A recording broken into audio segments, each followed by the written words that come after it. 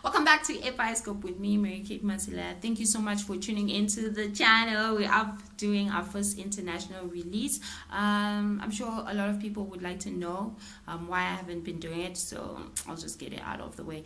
I wanted a show that celebrates South African filmmakers, and it will be a great way for us to like self-criticize and just take up a standard. So it wasn't like anything like I don't care about what's happening in America. I do. I love movies. I watch movies from everywhere, like French movies, Chinese movies. I love a lot of Chinese and Bollywood movies. I had nothing against it. I just wanted us to celebrate South African films.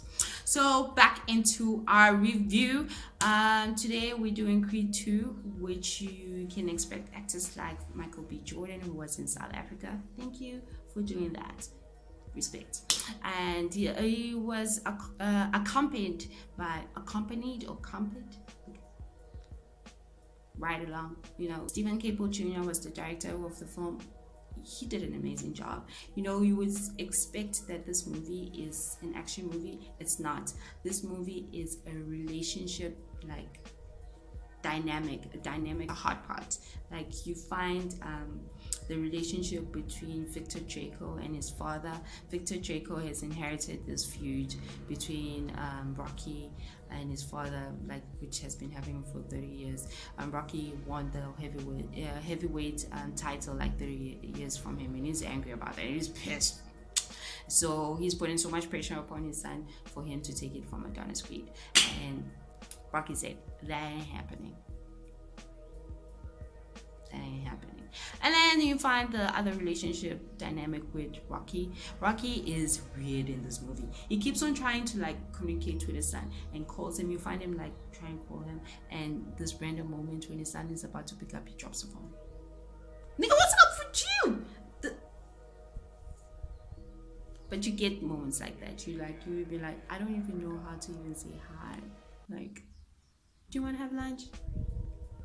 And then you find the other relationship dynamic that Adonis Creed, by the way, congratulations, he's become a father with his love interest, Bianca, played by Tessa Lynn Thompson. I'm sure you guys remember her from last year's release with Thor and a lot of movies. She's a fantastic actress. Wow, I can't believe I started seeing stuff from her for this past 2 or 3 years. I've been missing out from her. I can see why people are in love with you. But by the way, what she does, one of my favorite scenes in the movie, she escorts Adonis Creed to his final match with Victor Draco, and she does an opening, a dope ass opening, which is one of my favorite scores. By the way, I don't get why they played that Rocky score. I don't understand. I didn't like it at all. It belongs in the 80s. Let's stick to 2018. Schoolboy Q did a dope score, and even Jaden Smith is also part of the scores. Let's keep it fresh. We don't want that 80s shit here. It's done. It's Creed, Adonis Creed. Let's stick to what you guys are telling us. Okay, favorite scenes was when Michael B. Jordan and Bianca, or should I say Adonis and Bianca? Same people, by the way. They found out that their daughter may have inherited Bianca's a hearing disability. So they were doing these tests in the hospital, and then you just find the kids not being receptive to those tests, and then you find him crying. Oh, that was so beautiful and emotional. This guy can act, guys. Besides doing the physique for this movie, this guy can act. It must be hard maintaining a certain physique from one movie to the next movie, because you have to change your whole entire diet and salute. I think you're amazing. And his body size compared to Victor Draco, seriously, let's be practical. Victor Draco, Offset can smash and crunch him But what makes this movie is that his fighting spirit, when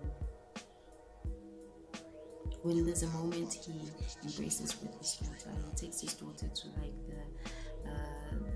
the way he does his training and stuff like that, and he's trying to keep her quiet, but finally he finds that moment and with her when they legs, and then she finally keeps quiet, and then he realized that she's also like a fighter, and then finally have something to relate, and he loses his fear for her to may have to face like having a disability of being deaf or anything like that.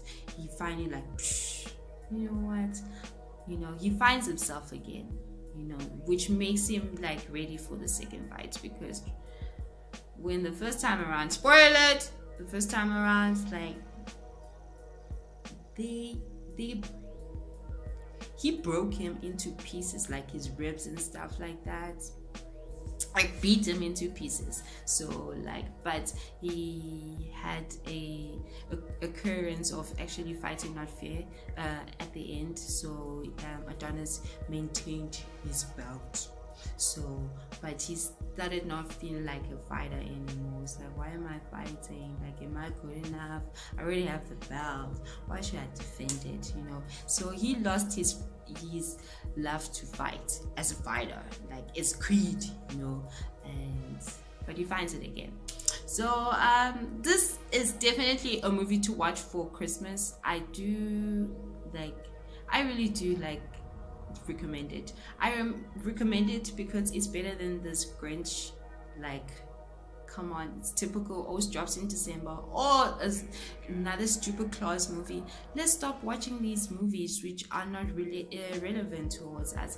We can totally relate to someone like Rocky. We can totally relate to someone like Victor Draco. We can totally relate to someone like Adonis. I think this is such a beautiful movie. It's definitely a Christmas movie for you to watch with your family and friends. And I think you should go get a lot of popcorn and make it like a party. Let's go and watch movies, Oh, and by the way, guys, this movie, I was researching, it already has been released in the US first, a good month. It's been a few weeks, it's up. It already has made up to 50 million. Last time, the last movie, it ended up raising to 170 million. So I think mostly the sales will start picking up now on the Christmas season. Most definitely, I love watching this movie, and I do recommend it to you guys, and to go and check it out with your friends and family. Maybe it could be a date night. This is a great date night movie. We can certainly learn a lot from these characters. Shout out to Ryan Coogler. Great job, dude. Great job. At first, when it started, it was doing the whole boxing thing and stuff like that, and it ended quick, and I thought the movie was moving too fast and stuff like that. But then it started kicking into the whole relationship dynamics, and I truly enjoy it.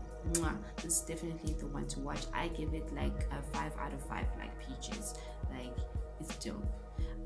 Guys, do not forget to comment down below if I haven't told you enough, and yeah, check out my latest review on Bioscope coming in soon. And the next one is Hunter Killer, which will be dropping next week. Thank you so much for supporting my vlog. I truly appreciate it.